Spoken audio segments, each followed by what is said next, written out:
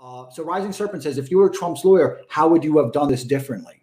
Well, for a period of time, I was, and for a period of time, it was our strategy that was in play, and it was to one, get ahead of the court of public opinion, but also the court of law, which is to say we're only focused on these three areas. Did only constitutionally qualified people vote?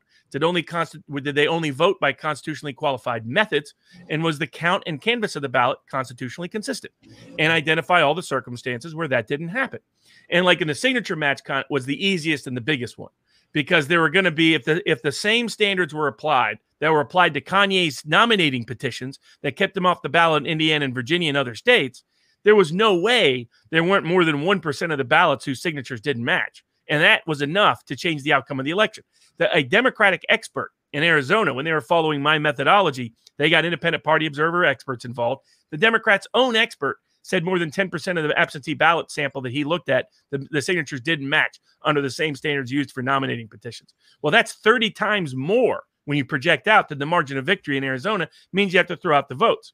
The second thing was to condition people's mind in advance that the solution was not with state legislatures trying to do something because they were unlikely to do so, or with state election officials trying to do something because that was unlikely. The constitutional remedy is, if you have questions about the election, then the remedy is the House votes by state delegation. Conveniently for Trump, he had an advantage there. But my view was establish that there was unconstitutional methods of voting, means of, or voters or counter canvassing that took place in these enough states that matter, and then let the House vote by state delegation as who the constitutional winner is. And people were on board with that strategy until, frankly, Sidney Powell came in and blew it up.